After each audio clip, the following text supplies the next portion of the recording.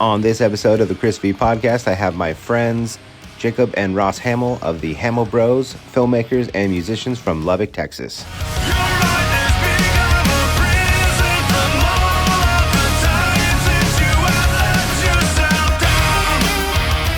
All right, what's up, guys? I'm here with the Hamil Bros. Why don't you let everybody know kind of how you got into this crazy business that we're all in for some reason? Yeah. Well, the first step was being completely insane. Yep. And that hasn't gotten any better. But No. For me, it started in high school. I took, we had 2 years of required foreign language, and the only language that our school offered was Spanish. Mm-hmm. So my second year in Spanish, we had a teacher who was the whitest lady from like deep Arkansas ever, but she made for like the best Spanish teacher. And so she had video projects that she would assign, and we would I just remember sitting there when she was showing us the examples of what the kids had done in the past, and I'm going, these are awful. Like, I look over, this kid's picking his nose, not paying any attention over here. This kid's asleep on his desk, drooling. And, like, it wasn't funny. It wasn't informative. Anything that was supposed to be funny was an inside joke. So, I decided that I was going to do something different. And the project was a quote-unquote fashion show, so we could learn words for articles of clothing. Mm-hmm. And I decided to do like culturally relevant characters, so musicians, movie characters, cartoon characters, things like that.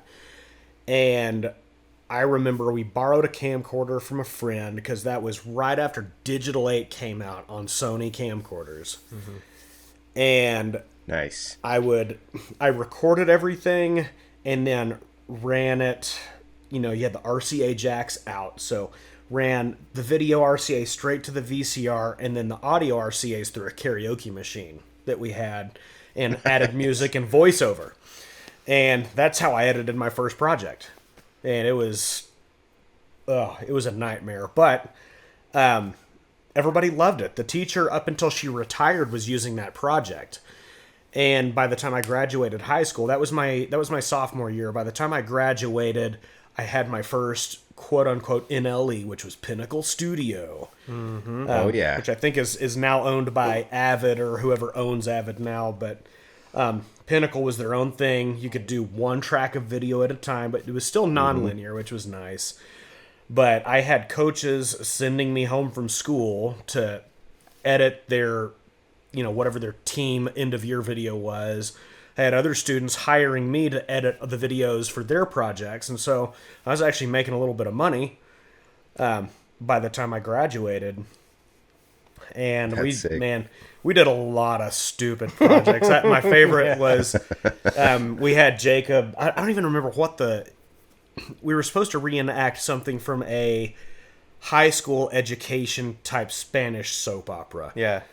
La Catrina is what it was called. Yeah, it's called La Catrina. And we had Jacob be our antagonist. And you were maybe 6 years old. I think maybe closer to like 7 or 8. Yeah, I don't know. And there's an 8-year difference between us, so... we printed off a ghost face. We didn't even have a real ghost face mask, so we printed one off. Yeah. I'm pretty sure I stapled it to his forehead. And then did a trick, just a trick shot where I fire a bow and arrow and we cut, and he's just laying there with an arrow sticking out of his back. Yeah, and so nice. Those were our cheap practical effects. Yeah, starting off, and it just kind of spiraled out of control from there. Yeah, I kind of gave it up around 2004 because, like, I couldn't get anything that didn't look like a camcorder at the time. Yep. And then, Canon. Finally came out with a T2i that had 24p and a sensor that was bigger than half of a dime, and so ended up getting a couple of T3i's, a T2i, and the rest is pretty much history. I jumped into the wedding wagon like all of us do, unfortunately, but. Sometimes I don't trust a filmmaker if they didn't start by doing weddings. Right. Well, we did weddings a little bit, but then I got hired by my high school alma mater to do their football highlight videos, and it was like $6,000 for the entire season. But I did the math, and that still paid almost double what I was making delivering auto parts. So it was like, nice. oh, you know, it's a step up in pay, and I get to do what I want. And from there, one of the coaches put me in touch with somebody who was looking to get a commercial made. And it just, you know, it went from there. But I dragged him along on a wedding one time because the guy that was my associate at the time just kind of started no call, no showing on everything. And Jacob was going to school. Yeah, I was for in school. quote unquote media. Yeah. Well, I think that semester, let's see, I did 5 semesters of school, and I don't think I ever had the same major for any one semester. So And it was I started off as music, and then the next semester, I think I went undecided, and that was the semester that Ross called me, and he's like, "Hey, I'll pay you $500 to come shoot this wedding with me." And I was like, "In a day?" And I'm like, I got paid like twice a PA rate, you know, like, still not bad pay. Even this is what, 13 years later. yeah, thereabouts. Yeah. So, and then later that year, so that was 2011, It's 2012. Oh, it was 2012. It was 2012. My wife went with us to help us shoot, and she was ultra pregnant. We're talking like 2 weeks before he was born. The wedding was on Cinco de Mayo, and my son was born on the 26th. So 21 days Oh my before. gosh. Yeah, 3 weeks. Yeah. We traveled from Lubbock to San Antonio for this wedding. Yeah, which is like a 6-hour drive, I think. But Jacob was going through a media class. It was right after Adobe CS6 came out. You could still buy Adobe on a disc. I had it on, I still have the discs. And his teacher had no idea what she was doing. No. And so he was coming to me. He's like, "Man, I've got to do this homework, but they're not teaching us how to do it." And I was like, "Listen, you can either pay to keep going to school, or I will pay you to come work for me, and you can actually learn this stuff the right way, not having a teacher's nephew come in and teach you basically what he could learn from the first video Copilot tutorials." Right. Yep. So pretty much it went. Ross, told me, and I was a stupid college kid. I didn't know, and so of course when I start talking to people and saying, "Hey, I think I'm just gonna leave school. I mean, my brother has a company, and he wants me to come work for him." I had teachers, I had friends, I had all these people sit me down and tell me I would never be successful if I didn't finish school. Not just like, "Hey, it's gonna give you an edge." Literally, were like trying to bully me into staying in college. If you don't get your degree, you will fail at life. Literally, I was told stuff similar to that, and I was like, "Yeah, but I don't like having debt." So I left school. I went so our parents, did well for a long time, and they actually pretty much paid for all of our undergrads. Ross didn't use up all of his because he basically got kicked out of school, and then I decided to leave. In my last semester, I literally stopped going to class. I would go to choir because I loved choir, and then I would go home and play Skyrim. There was no, and then work with Ross whenever he called. And to be clear, I only got kicked out because of poor academics. Yeah, it was just academic expulsion.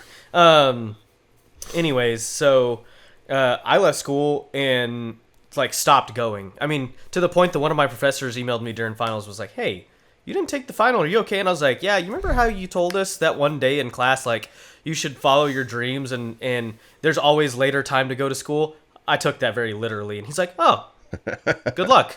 And he was one of the few that didn't really give me any problems with it. But I left school with about $6,000 in debt, which is nothing compared to a lot of people that I know. And within 2 or 3 years, I had it all paid off. And now I don't have school debt. So we don't have any debt. Yeah, we don't have any business debt. We don't finance anything. Nice. Any gear that's behind me that's lighting stuff, or all around cameras, lenses, all that stuff, we pay cash for. That was one of those. That was a saving grace in 2020. Mm-hmm. A lot of our competitors went out of business because they couldn't afford to pay their bills, and it's like, well, we might not be able to afford our expenses, but at least nobody's going to take our equipment, and we can work when the work comes in. Yeah, exactly. Yeah. So and then, gosh, it's been, I guess we technically rebranded in 2014, January 2014. Something like that. Yeah, I think so it was 10 years this we year. became the Hamil Bros, who you see now. We actually Nice. changed everything about us, not really. We're still nerds. But yeah, so we did that, and gosh, we have done work. It's kind of crazy the brands that we've worked for. We worked for like Facebook proper, Oculus, Pennzoil, Phillips 66, Occidental Petroleum, which is huge out here. Who else? Oh, American Heart Association. I mean, like, it's just kind of, people just find us where we are in Texas. We're close to the Panhandle. If you look at the Panhandle, we're a little bit south of it, but we're in what's called West Texas. For all the people that need to know Texas geography, whatever they call it does not make sense. Dallas is North Texas, which is really East Texas. And they're probably 150 miles south of us as the longitude lines run. Yeah. It's weird. So we're in West Texas, and for a long time there was just nobody out here that did work like we do. There was, the odd red owner, right? But that doesn't really mean anything. We've learned. Well, they bought it because they thought it would give them cred, and then they figured out they didn't know how to use it. Yeah, so, I mean, for the most part, we pick up a lot of weird contracts doing stuff because, like, we have a D1 university here. We have Texas Tech University is here. And so we'll pick up, random, hey, we're flying in from LA. Like, we've done NFL Network. We were basically like ACPA kind of stuff on NFL Network. And we get these random jobs that just float through and then make friends and make more friends and share memes. And I would say you do share a lot of memes. we do, yeah. For a long time, I think I was telling you this the other day on the phone. For a long time, we'd go to NAB in Vegas, and people would come up to me like, "You're the meme guys," not, "Hey, I saw this work that you did that was cool." Nope, nobody cares about that. Nobody cares about that. But we make memes, and we were actually talking about the other day that when we met you the first time was at the Link, I think. It was like I think was it an Inner Circle meetup? No, I think it was with a lot of Inner Circle people, but it wasn't a sanctioned It wasn't like event. an official one, but there were a bunch of Inner Circle people. And yeah, and Ross had got there before me. I was flying in from like New Orleans or Dallas or something. And so I was a little bit late to the party, but Ross was like, "I think I just met Chris VanDerschaaf." And I was like, you came up and you're like, "Hey man, how's it going?" I'm like, "Hey, how are you? I don't know who this guy is." Because like I'd never met you in person, and I don't know if I'd even seen photos, just seen your Instagram and stuff.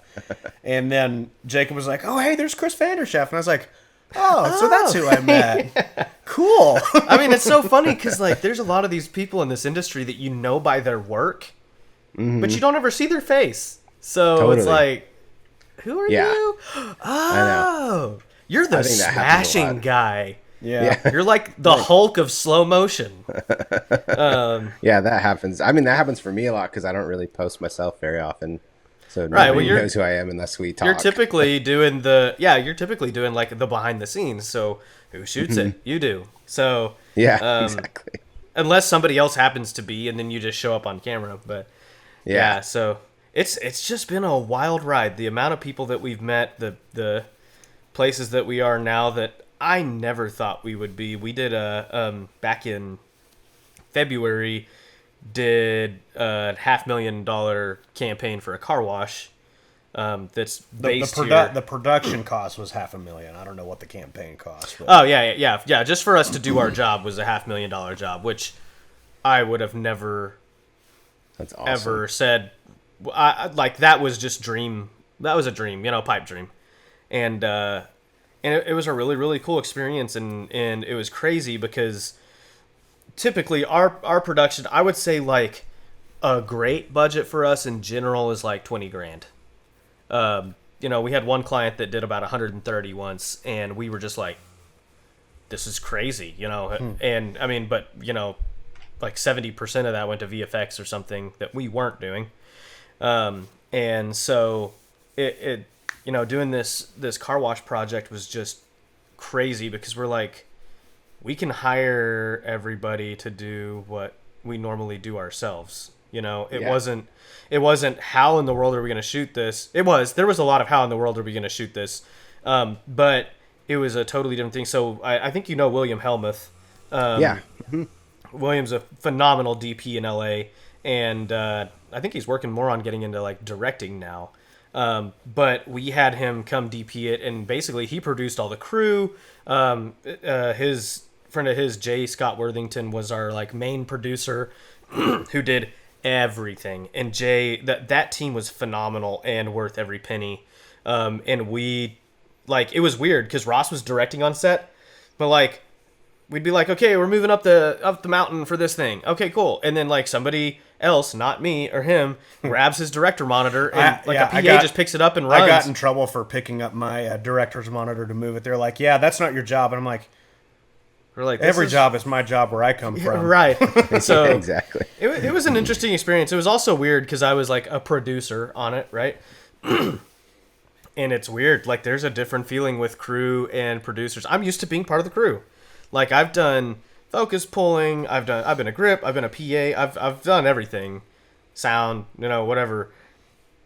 But like they're like, I don't know if I want to really talk to you, and I'm like, I'm one of you guys. But on this particular job, you're not one on of the them. other side and now. it was very kind of outside feeling. But I mean, it went fine. We had a blast. We hired roughly on average about 30 people a day for 5 days.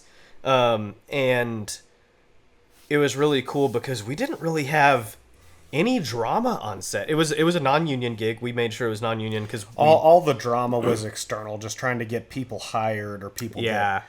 There was somebody that we had hired for something that just no called up until the very last. We had to find somebody else to replace him. I don't remember what that was. I don't remember either. But apparently that's just an Albuquerque thing. Nobody will return phone calls or answer their phones. We were shooting in Albuquerque for all of it because that's where their main like car washes were. They're like their hero car washes as they call them. So, man, that was its own tough thing because like we're non-union.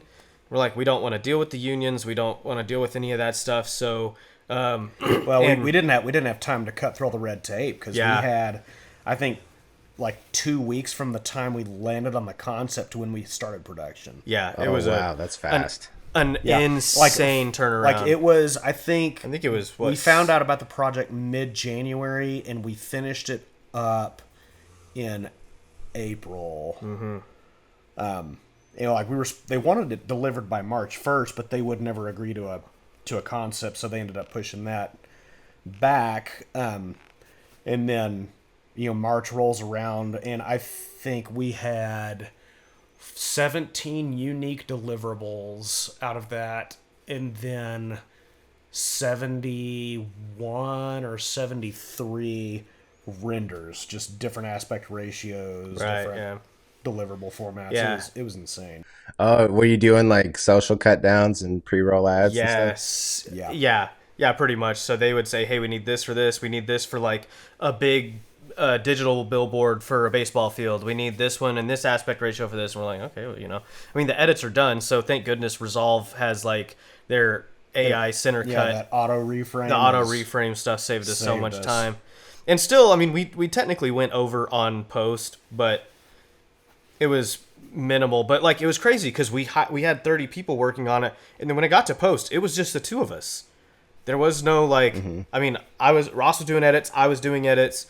And then he was doing VFX for, cleanup for there's a lot of VFX in that project that like good VFX, you'll never know we're done in post. The biggest issue we ran into is every day was windy or cold, and so the amount of cleanup I had to do just to sky replacements, just to put in a nice sky or I think my favorite visual effects shot out of the whole thing. We got on a Motomo to go with our Dana Dolly. It's one of the motion control systems built for the Dana Dolly.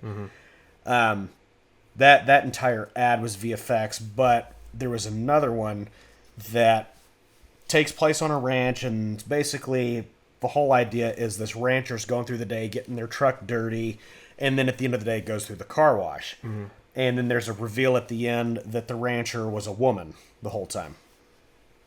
And we just didn't have anything that tied the ranch to the car wash. There wasn't really any branding at the ranch. And so it was, I had the idea of, well, let's call the car wash, because they're based in Lubbock.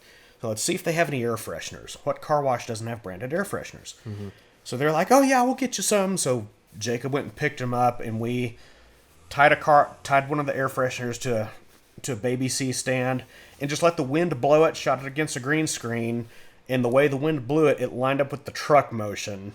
And I just hung it in the windshield of the truck. Yeah. And they Nobody had will no know. idea that we were like, yeah, you see that? Yeah, we put that there. What? We're like, well, you didn't have air fresheners on set, did you? No.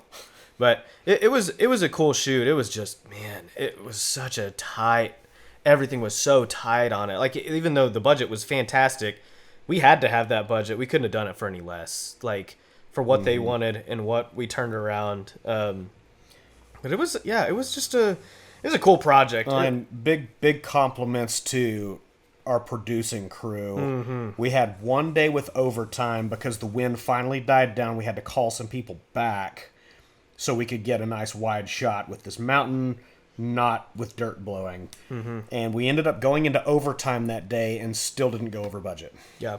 Nice. So yeah, it was just crazy. Like, I shot behind the scenes the whole time, which is probably my favorite thing to do on set, honestly. Because we started doing it. Gosh, I started doing it 7-8 years ago, just because we realized, like, okay, we're not always putting out like an end product for clients, right? But you can always use behind the scenes, and behind the scenes does a lot of things. I mean, yeah, it makes your Instagram look pretty. That's cool. But also you can send it to a client and say, okay, most of the customers we work with here do not have any kind of an understanding of what real production looks like.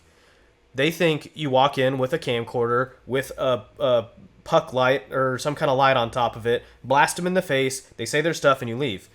And we're like, nah, it's not really like that. A little different. Yeah, they think you can get that, or you can get something good. Right. And for us, it's, it takes us typically to do interviews and stuff like that. We ask if we can get anywhere from 2 to 4 hours of setup time, just so we can dial in, something that looks not obviously like this, but similar. Because we want it to be something that doesn't look like it was from 1984, and or on the TV station, and which is the same thing here. Yeah, here it is. But yeah, so it's just kind of one of those things that behind the scenes like helps us explain, like, hey, we're gonna put up lights, we're gonna put up these big frames with 8x8s, and we want this to look. We don't want you to look like you're from here. We want you to feel like you're from here, but we don't want you to look like you're from here. And it's gone a long way for us just in the last couple of years. Well, I mean, even more than that. Like, our first big, I wouldn't necessarily call it an endorsement, but a social media type partnership was with Blue Shape Batteries. Mm-hmm. Like, we do a ton of, we send them a ton of behind the scenes photos. Yeah. And I think we've got, 15, 17 Blue Shape batteries now? And chargers. All the things. And it helps it when John Morgan comes around, we chauffeur him. Oh, yeah. But, good old John. We love John. John's the best. John's cool. After this big job in Albuquerque, like, we had a press release from Blackmagic. Yeah, we were actually featured shooters with Blackmagic for this, because we did that. Tokina. Yeah, Tokina Cinema. As you know Ryan. Yeah, the man, the myth, the legend. Yeah, Ryan's awesome. We actually bought a set of Vistas. We have 18 through... Oh, really? 105. 18 through 105. So the 18, 25, Nice. 35, 50, 85, and 105. Very cool. Got a smattering of a deal on that. And it's like, I don't want to ever shoot on another set of lenses unless they're like, like Hawk anamorphics or something, absolutely insane. But, yeah, they're pretty much our everyday kit lenses now. That sounds really cheap when you put it like that. They are not kit lenses. They are part of our regular kit. They are part of our regular kit. So, yeah. I just wish it wasn't as heavy. Yeah. Oh, That's my... They are It's hefty. heavy lenses. Yeah. For sure. It's a real lens. It's a big one. Yeah, our RS3 Pro does not like those. No, it's not gonna ever run with one of those. But yeah, so that's pretty much where we were and where we got to, and it's like it's cool because we made so many cool friends. Like you specifically, I brag about you all the time. Like, and the best way I tell people, I'm like, okay, when you see All a the Chili's bad ad, yeah, absolutely, none of the good ones. I'm like, you've seen a Chili's ad, right? And they're like, yeah, and I'm like, okay, when the Chili's like smash each other and there's fire and stuff and it's super slow motion, yeah, this guy shoots stuff like that. And they're like, no way. And then like my nephew actually knew who you were, independent of either of us. You sent me a video for him. Yeah. And that was cool.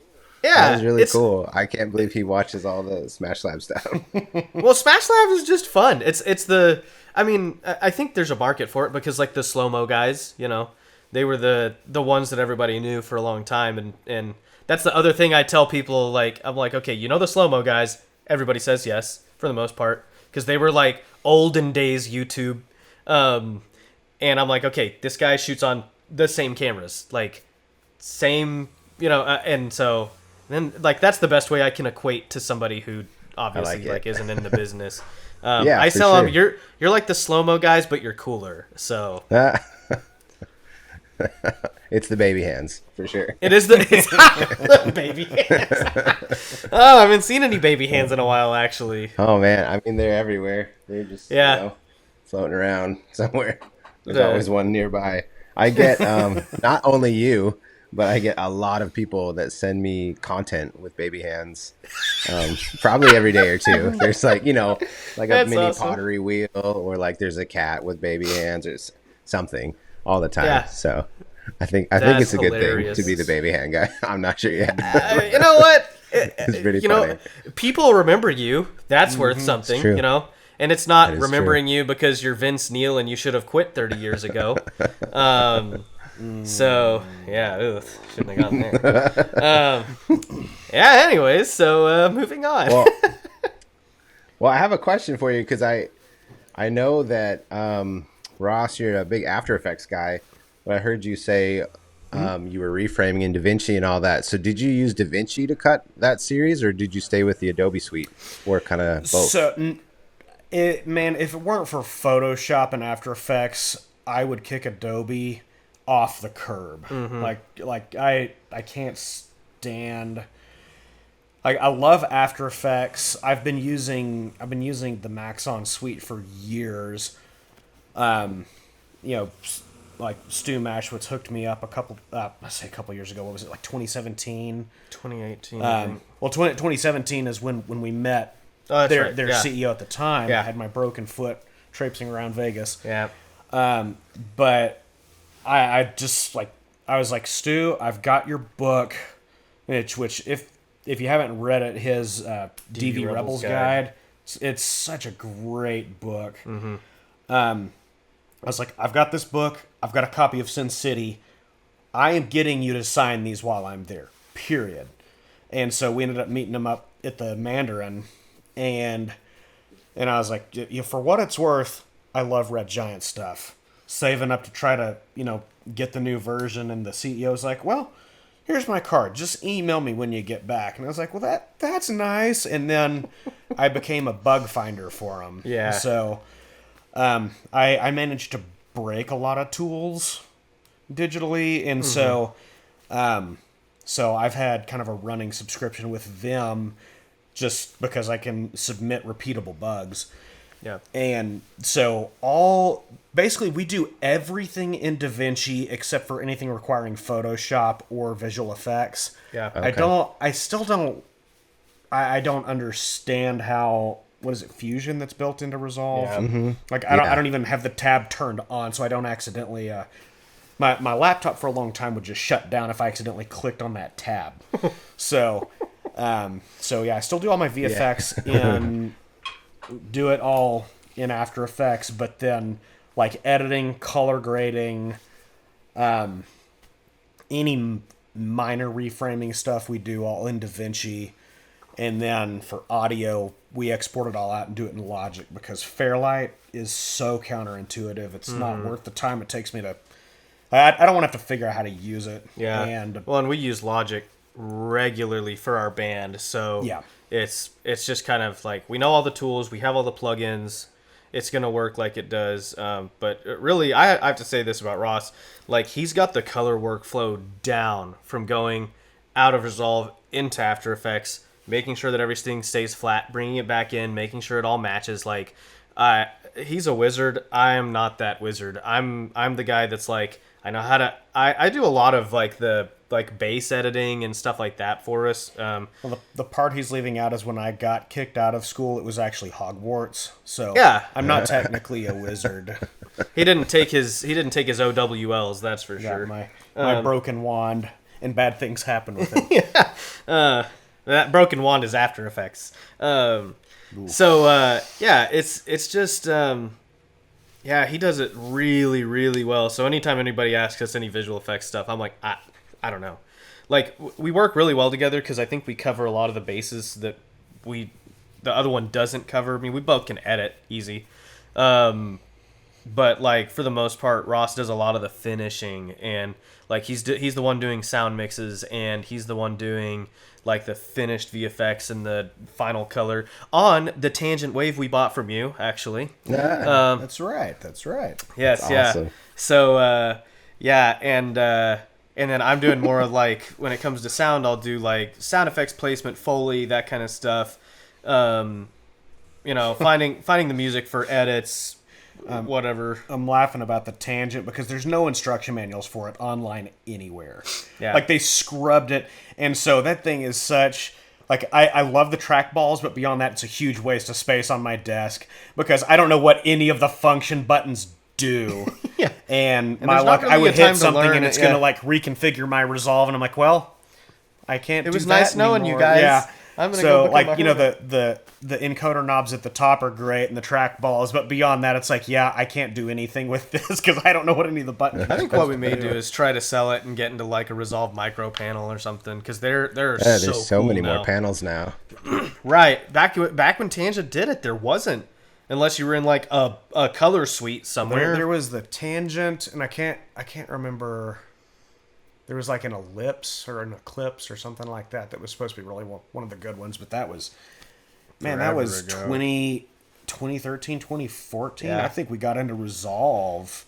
We got into Resolve 10 versions ago. We started off with Resolve 9. Really? Yeah. Golly. Yeah, what is it, like 17 or 18 now? It's 19. It's 19. It's 19.2, I think. Yeah, 19 official just released. Yeah. Which there's a lot of great stuff. Man, when I was at NAB, it's wild to me that at NAB now Blackmagic has the Apple space. Like, it was Apple's space. Everybody knew it. It was where Apple was, and now it's the Blackmagic space. And It's crazy. Getting to see a lot of the demos that they did with 19, I was like, Ross didn't get to go this year because we had some scheduled things, and I was like, I don't need to be here.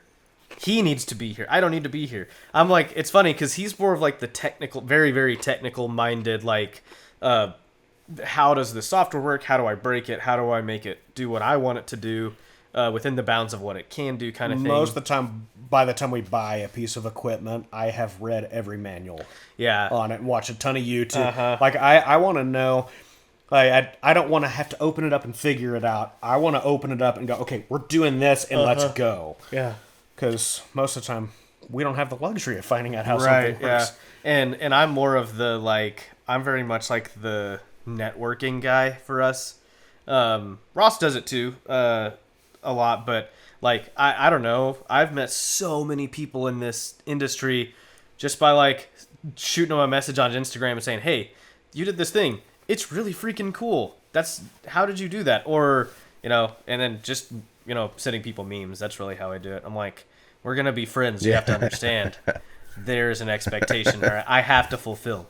But yeah, it's been a really wild ride to see where we're at. And I'm going to move this pillow so I don't look like a schlub. It's just sitting here on the nuts. couch. Yeah. I don't know. It's weird seeing Well, I mean, and now with the those band, things. you've got all that going on as well. That's the fun stuff, yeah. That's our hobby. Since we don't have real jobs, I'm sure you've had an older person tell you, ask you when you're gonna get a real job. There's a great meme about that actually. It's hey, it's this guy. He's texting his parents. He's like, hey, I'm a hand model for Gucci now. And his dad's like, wow, when are you going to get a real job? And he's like, it pays $150,000 a year. And he's like, that's a good job, you know? But one of my favorites. But yeah, now, yeah, we have a band. We started it 5 years ago, 2019. Yeah, March of 2019. Wow, really? That long ago? Yeah, That's crazy. I mean, we went through a lot of process. That was like the start of it. And when I say the start of it, Ross and his wife and I had gone to see Seven Dust and Tremonti in Dallas, two of our favorite bands. And Ross totally abused the post-concert high on the way home. I'm driving, and he's like, hey, we should start a band. He'd been wanting to for a while, and he'd asked me a couple of times, and I was like, I don't want to. There's so much drama that it's comes a with lot it. of work. It's a lot of work, and because we're Hamils, you know, we want to do things the right way, or I don't know about the right way, the hard way for sure. But you know, it's not just like doing something. We want to do it well, and so and with a band, it's a lot of work. It's not just writing music. It's a business. It is. It's absolutely a business.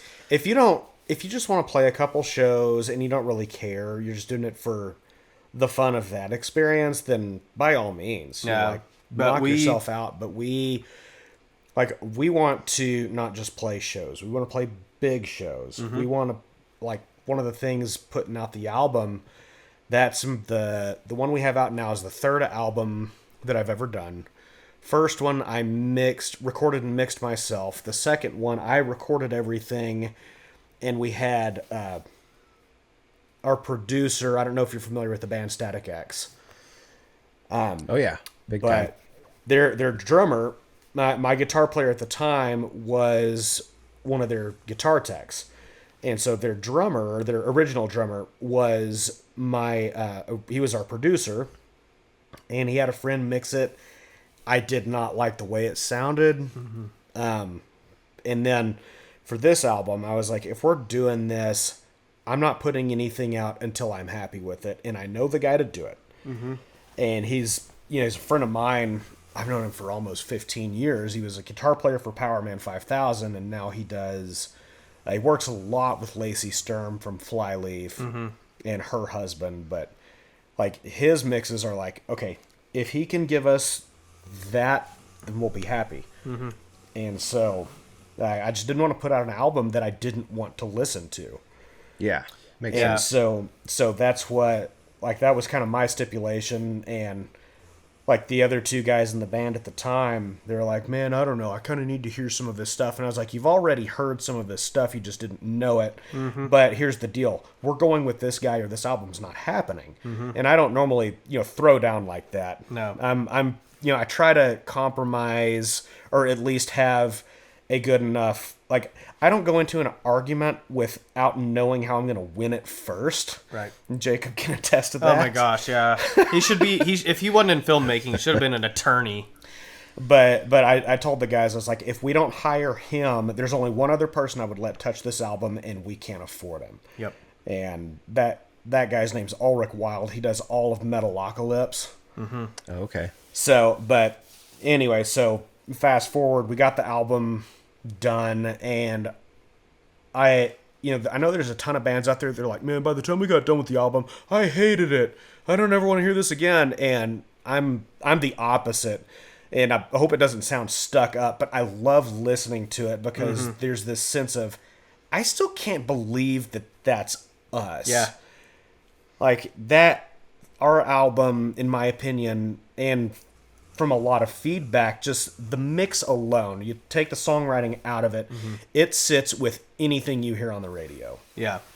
Yeah. And that's one of the things that has been a big deal for us is when we play shows, when we came out with the album, it's funny because we'll play a show here in Lubbock and people will be like, where are y'all from? I'm like, we're from right here. We live here. No, you're not. Where are you from? I'm like, bro, I'm not kidding. I live 6 minutes away from here. I'm not telling you where because I don't want you showing up at my apartment. But I live here. And it's so crazy. But, there's a lot of things that we've been through to get to that point. Partially, having a production company has changed the game for us. I mean, it put us on a path in the first place. Like, even when we first announced the band in 2019, it was 2 members that are no longer with us. I did professional headshots. Actually, shot those headshots on the Tokina Vista 85 mil. Because I was like, I want this to look great. Shooting stills on that thing is, yeah, R.I.P. that lens. It got stolen from us. But now we have another one. And this one's really our favorite child. So yeah, we did headshots. We just wanted things to be the right way. What's really cool is you can actually go to our YouTube channel, and the very first video we posted is a demo of what later became the first single off of our album. So you can still listen to like the Mixed by Ross demo version of that song, and then go and listen to like. You didn't have to tell everybody that. Well, I mean, it's not bad. It still sounds good. I've actually had some people that are like, we prefer the demos over the other ones, and I'm like, I don't. But you can have your opinion. I don't care. But they're the people that like to look at their production monitor in a log profile. Yeah. There you go. Oh, yeah. Gosh, that's the way to put it for sure. Yeah. Why is everything out of focus? Because you're dumb. That's why. Yeah. So it's one of those crazy things that we're like, we want to do this right. So we want to have the image of looking like we're a very professional band. When we play, we want people to believe we're a professional band.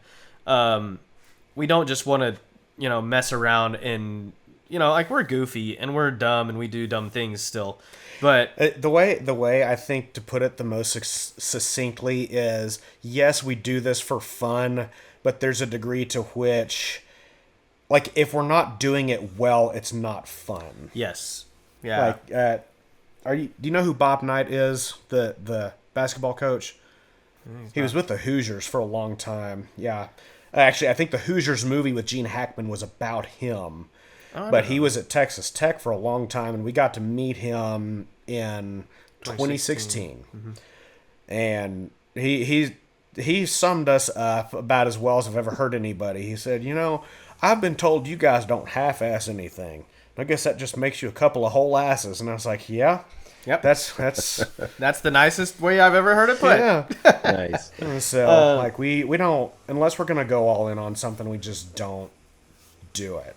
Yeah. So, yeah. And we worked on the band, and then, our first drummer and bass player had job requirements. Like, our drummer worked for John Deere, the tractor company. And John Deere told him, they were like, we're going to give you an unbelievable raise if you will come back to Illinois to headquarters to work for us here. Yeah, they'd flown him up to Chicago to do a training seminar. And my understanding, I could be getting this wrong, but whoever was conducting the seminar, our drummer knew more about the stuff than he did. And they were like, yeah, you need to come work for us at corporate. Yeah. And so he got moved. And it was like, when he told us, we were like, dude, we can't say no to that. That's not fair to you. You're going to make good money, and that's how things go. And then our bass player at the time also had a job conflict where he was going to be gone most of the time. Yeah, he's going to get relocated to Albuquerque. Yeah, and so then we we found a new bass player and a drummer, and then here recently our last drummer again had a job conflict. Got a job as a pilot car driver, and they'll call him and he has to pick up and drive clear across the country on one a day day's he's notice. In Lubbock, next day he's in Nebraska. Yeah, so it's tough. I mean, it's tough, and we tell people, we're like, listen, yes, we are doing our best to be professional musicians, but also we have real jobs and real lives. The band doesn't pay our bills. Band does not pay anything, and if anything, we pay the band's bills. It's like, it's just the nature of how these things work. So as much as we want to go and tour and go see all these cool places, like I know you've told me, and other people up there have told me, they're like, man, if you'll come to Portland, it'd be awesome. And I'm like,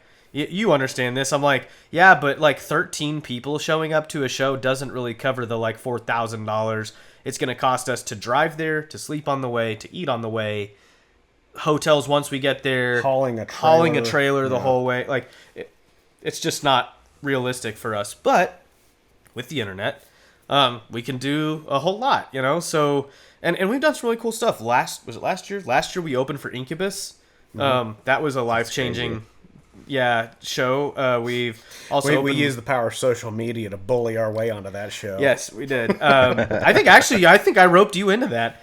So there's a festival here called Tacos and Tequila, and the first year they did it was 2022.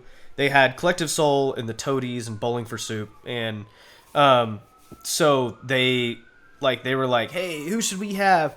And I just found a post and I sent it to literally everybody I know. I'm talking about people in Europe, anywhere else in the States that I could find, actual friends of mine, not just finding random people. But I was like, hey, will you go comment on this and tag us?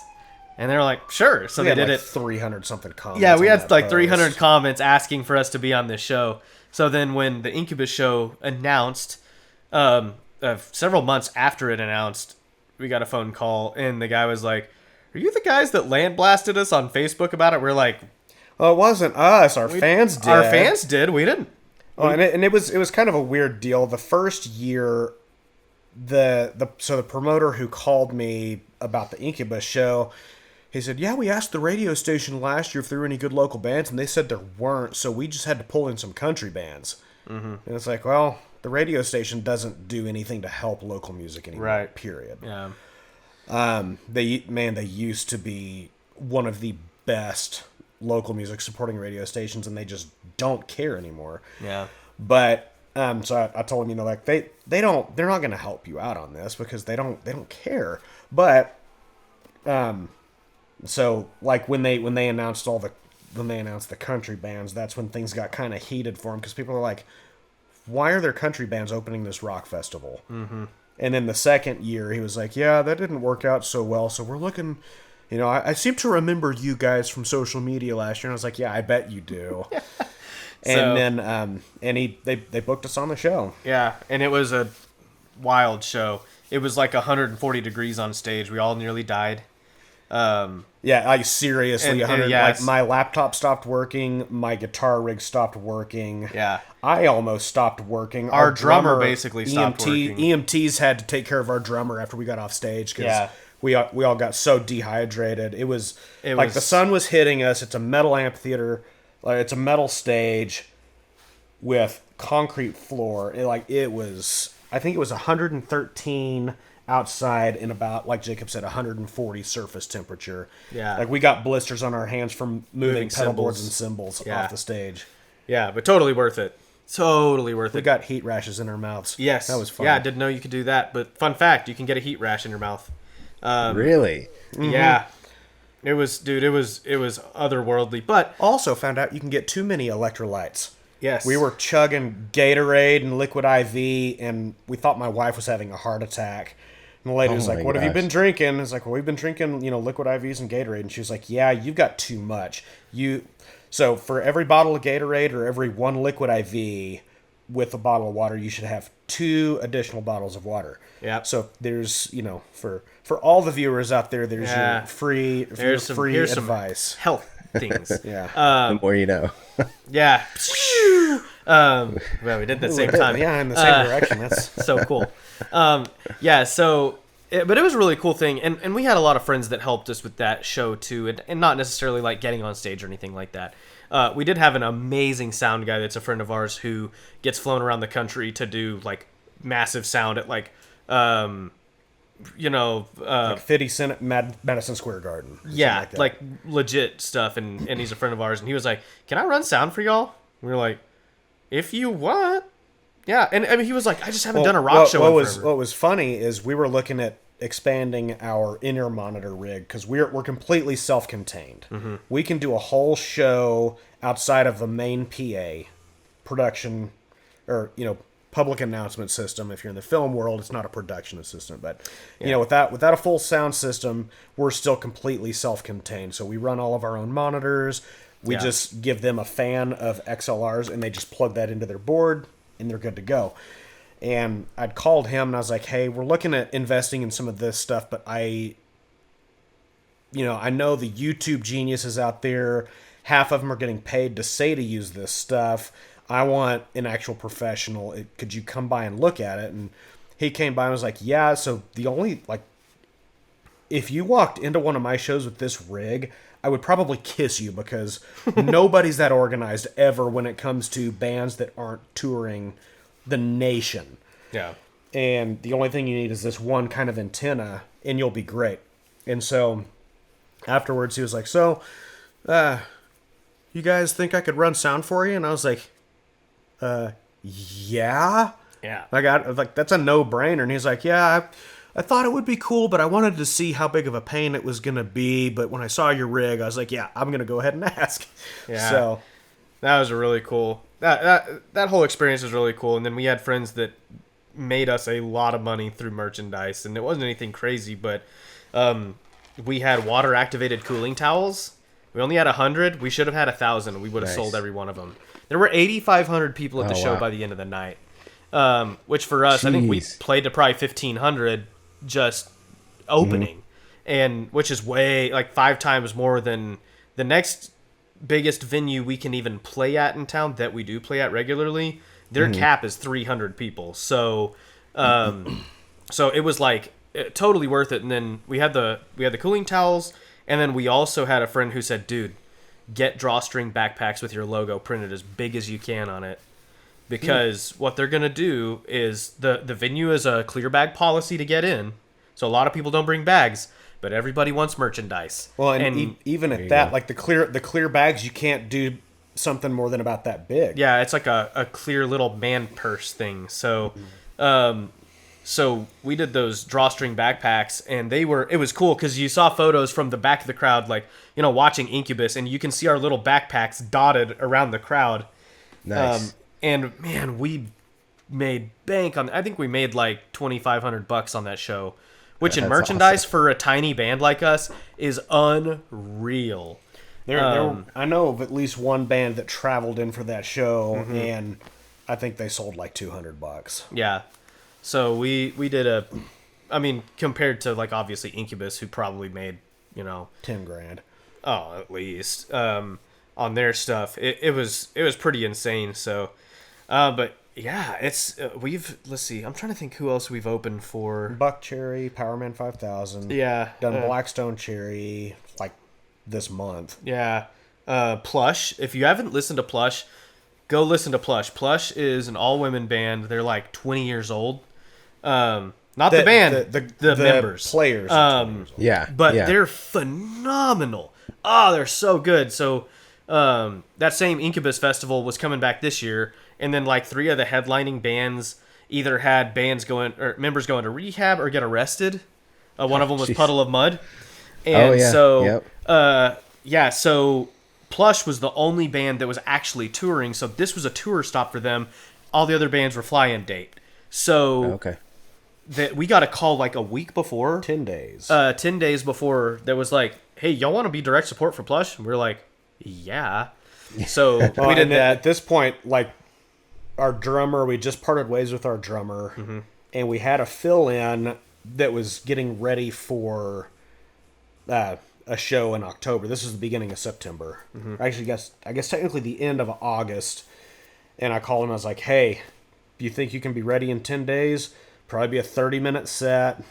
And he's like, yeah, I can do that. I can get, it might not be perfect, but, the integrity of the song will still be there. So it's like, okay, great. And then, what was it, like 3 days before, the promoter's like, yeah, we're giving y'all an hour. We're like, oh gosh. So we pulled acoustics out, which didn't work on stage during the show. We pulled some rabbits out of hats. I think we had about a 45-minute set, but it's so much fun. Doing music in general, and then like the album itself, which we're working on the second one. Don't know when that's going to actually happen, because it's the ebb and flow of being. I still consider us, even though we're a production company, I still consider us freelance. It feels like freelance, and right now everybody is like, hey, now we need to book for this, and this. So it's more of the feast, less of the famine. Well, we played. So last year, our last show was in November. And then we didn't play again until the Plush show. September 7th. Yeah, this year. Yeah, so we went almost a whole year. But in that time, we did like a new music video, which was a lot of work. Oh, gosh, it's a lot of work.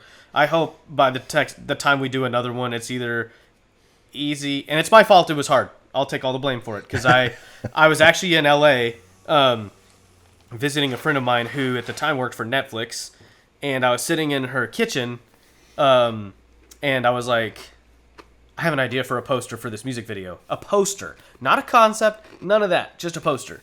So I sent this poster, I did it and sent it to the guys, and they're like, that's cool. And I was like, great. Well, I floated the idea of doing something cyberpunk. Yes, yeah. Before, and you're like, no, it's going to be too difficult. It's going to be too difficult. And then it's still stuck in my brain, so we decided to do a cyberpunk thing, and it was so much work, dude. It was, I think I actually, I think it was like 12 or 14 days of production, which, like, for us, is basically a pre-light day, and then a shoot day, which typically it's a shoot day plus tear down, because like most of those scenes, you know how it is. You prep for like 16 hours, and then actual roll time you get like 2.5 minutes maybe.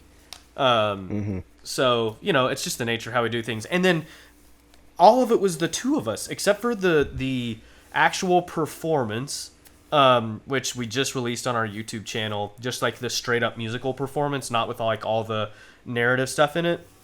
A buddy of ours, Robert Del Tour from Bakersfield, California, drove down and basically helped. He camera operated and gaffed, so he camera operated the entire performance thing, because all four of us are on camera. It's really hard to do a performance when either somebody's missing or we've done it in the past where, like, basically our first music video, we had wides on like tripods, and we still had 2 camera ops though. Yeah, we did have 2 camera ops. And then for anything that I was like, I know I want a close up of this. If it was Ross, I shot his close up. If it was me, he shot my close up. And then for the other 2 guys, we picked one, you know, multi coverage and did multi coverage. Yeah. But that was just a one location shoot. This other the new music video was a whole thing. So, but it was cool because VFX in that new music video. Huge. Ross did all. I was like, "Can we do this?" He's like, "Yeah, we can do this." What about this? Yeah, we can do that too. And I mean, dude, it's like some of it I did without him even asking, and he's like, Yeah. "Well, I guess all that set deck was for nothing." Yeah. Which, but it turned out better than it was. It was crazy. Like probably one of the, not the first shoot, but I think the second shoot where I did all this set deck. I shot it at an upstairs hallway of a church building. So it was already really clean. It needed to look like grimy and dirty, and I was not going to like paint their walls or do anything crazy because, you know, obviously didn't have the budget to do it.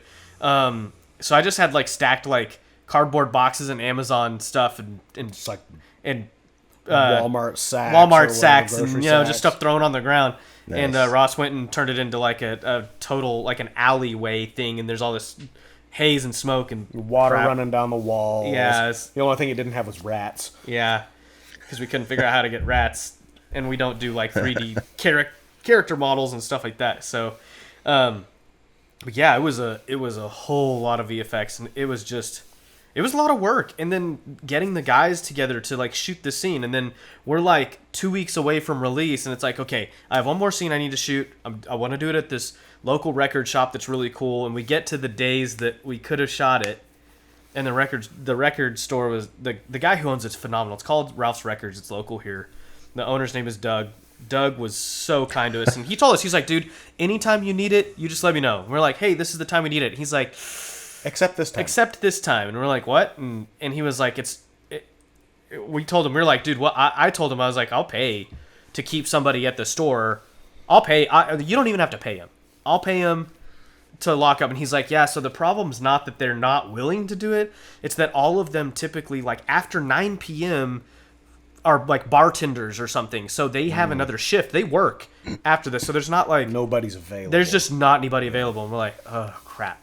So then we had to pivot and shoot a totally different scene like the week before we did it. You know how it is. It's the nature of making movies. Chaos. And always. it's literally chaos. And it's more chaos when there's only 2 of you in town that can do it.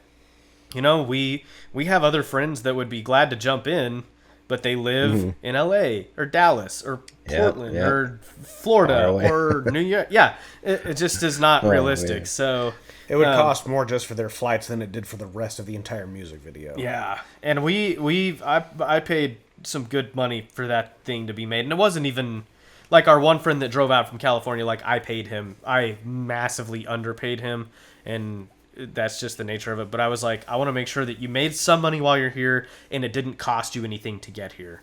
So, still underpaid him, but I was like, this is what I have. I'm literally paying out of my own pocket for this. The band doesn't really pay for this kind of stuff. Well, we hadn't played in so long that we had no money. Like, we had, like, all of our monthly expenses going out and nothing coming in. Right.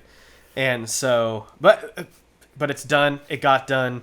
We did a live stream to release it. That was a total disaster.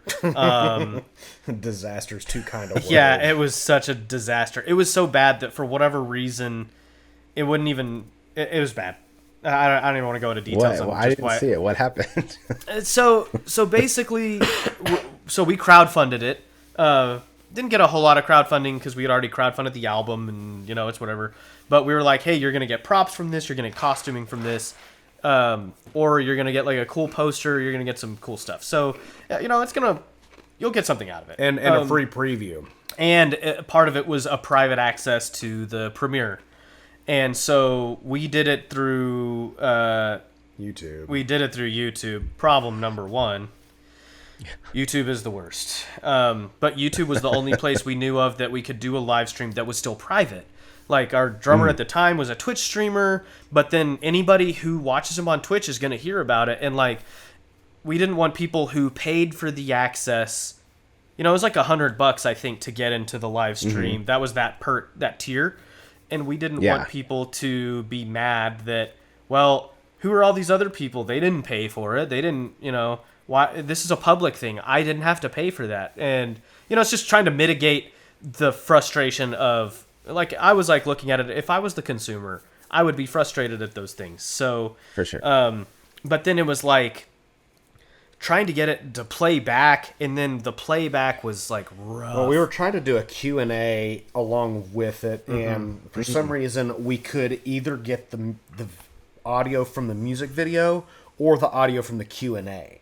Yeah. But it took an entire system reconfigured to make it work, and I still don't even know why that was a problem, but it was.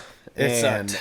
So, the easy part. Yeah, it was awful. And then I wound up like having to switch over to me in this setting and doing like the actual Q&A with the camera audio and all that kind of stuff. It was just like everything it was Murphy's Law of doing anything. Everything that could go wrong went wrong.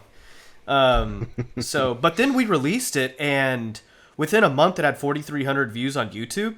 It got picked up by YouTube. And YouTube recommends. And dude, I'm not kidding. Like 70% of the views were YouTube recommends, which never happens to us. Because we spend like if it's a video of a cat crawling inside of a lampshade, YouTube recommends it all day. But when somebody like spends a lot of money and time to do something well, unless they do it all the time, which we don't do a lot of YouTube all the time because we don't have the time to.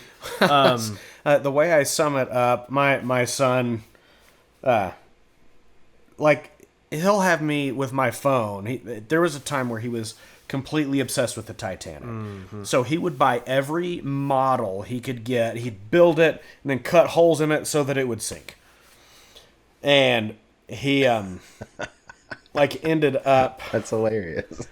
Like, I put one of those out for him, and in like a week and a half, it had like 2,500 views. Yeah. And then there's something that, it's, a $10,000 production that we put out, and it's like 5 views. Yeah, 25. And I'm maybe. like...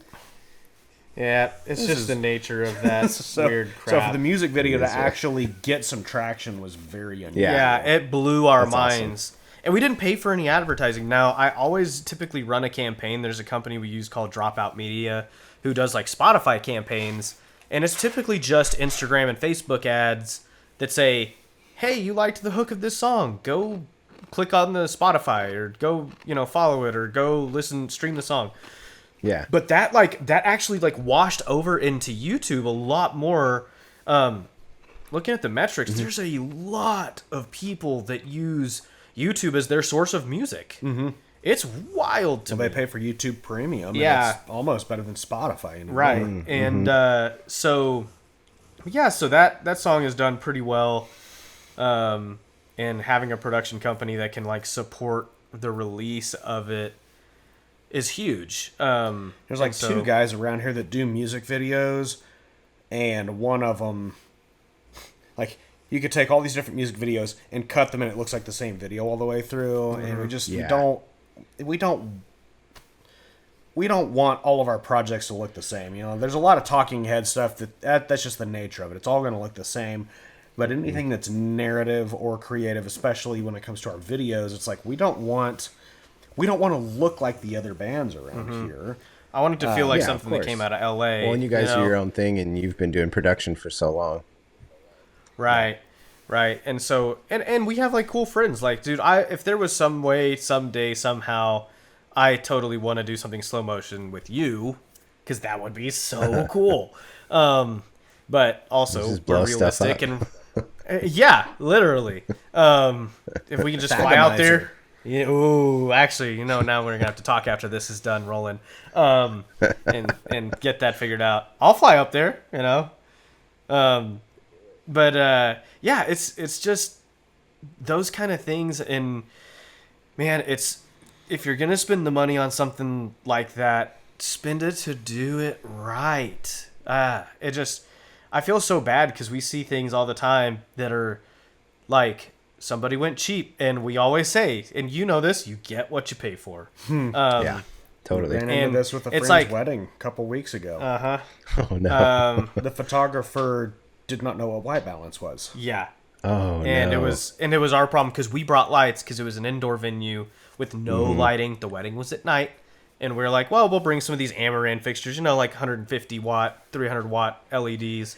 And they had a couple of chandeliers in there, and they're like 2,500 Kelvin. Yeah, 27, 25 somewhere in there. And well, I metered it at 25. Okay. Yeah, and so we just matched the lights to that because those were the ambient light, and we put a spotlight on the couple, and then just a couple of wall splashes on the back.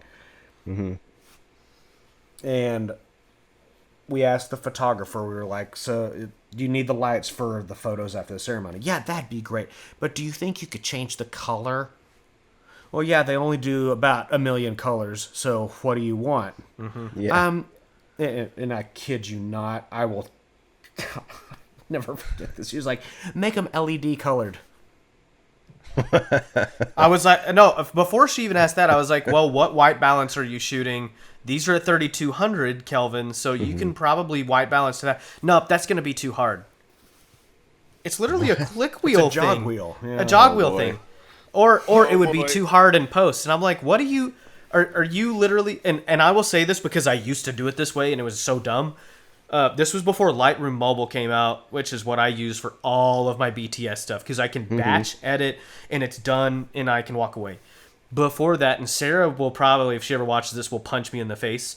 I kid you not, edited all of our behind-the-scenes photos in Adobe Camera Raw, one at a time, Oof. no copy and paste. That's brutal. It was brutal.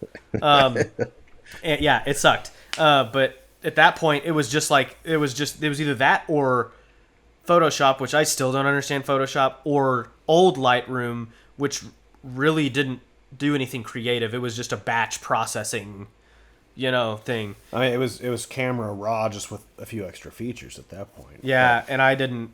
Yeah, so finally now. She asked, just make them LED colored. I'm like, that's not a color. Yeah. LED color. What is? Yeah, and That's so great. luckily she was walking around. She had this little. It was almost like an Aperture MC, but a little bit bigger. The old diode LED. On top of her camera, which she would just blind people with because she wouldn't turn it off. She kept that one on her hip, and so when she was walking up and down the aisle, It was she just was shining killing people in the eyes. In the yeah, audience. but it was set raw sod. It was at like 4,500 Kelvin. So we jumped on the Sidus link and we're like, Nice. okay, well we'll just do 4,500 for all these for the photos. And then we shot the first dance because Ross helped the groom. He wrote a song for his wife for the wedding, and Ross recorded, mixed it, and produced it. So we were like, well, on top of that, we'll also shoot the first dance while you're all doing this, and we'll do like a music video out of it.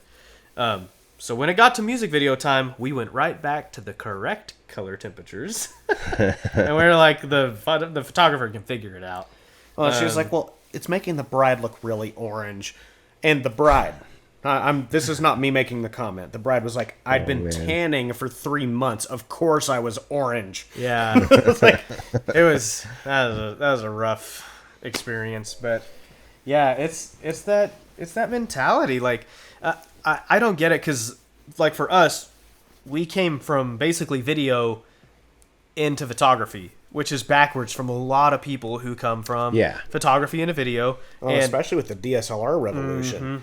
Mm-hmm. I've got a professional camera that'll shoot video. Yeah, I can be a professional videographer. Yeah, we call them videotographers. Because it's like, how are you exposing this? Oh, with the shutter speed.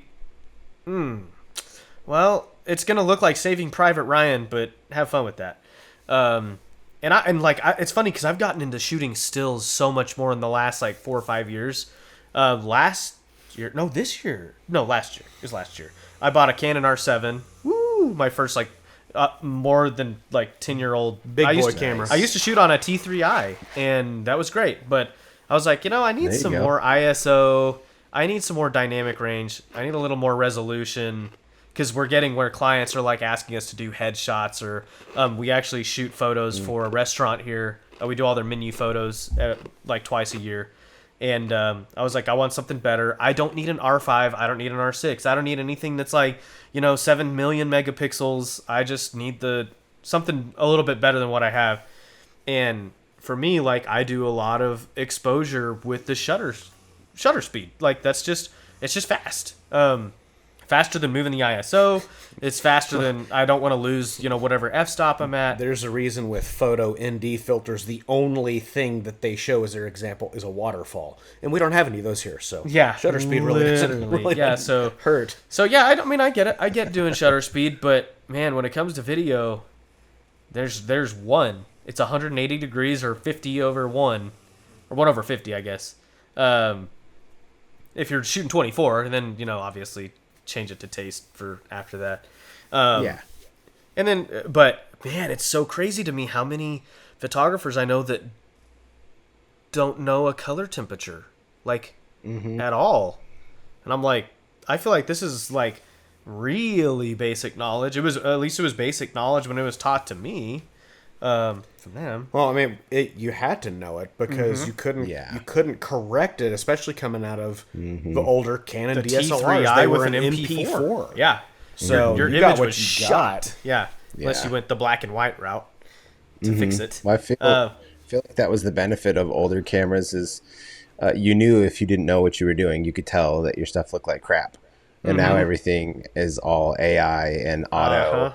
And you just go out at sunset and you push a little button and everybody's like, wow, I'm a cinematographer or I'm a whatever. Yeah. And it's you can fake a lot of stuff now that you couldn't back in the day. Yeah. Well, that same photographer shot this couple's engagement photos in the same venue, but that venue during the day has these huge, they're 10-foot tall bay windows on one side of it. So you get really nice natural light. And very, very indirect, so it's very even. Yeah, very soft, very even, indirect natural light. So there you go, great. But man, I wondered if it was going to happen, and I was right on the money that it did not bode well when she was stuck with actual lights. And I photobombed a bunch of their photos. Nice. And I was like, if that's a problem, I can take myself out. And they were like, no, that's the best part of our wedding photos. Yeah. Okay. Well, and now dude, oh my gosh, with I just updated Lightroom. I don't really update Lightroom a whole lot because I feel like there's a lot of updates that it's okay, it's Adobe updating for the sake of looking like they're doing something. But Lightroom now has a lot of the AI removal stuff in it. And so I had some stills we did of a client of ours last week that was just on. I just taking behind the scenes and then sending it to the client saying, hey, use these however you want. It's just our gift to you. We're gonna use them. And now I can take the boom out of the shot. No problem.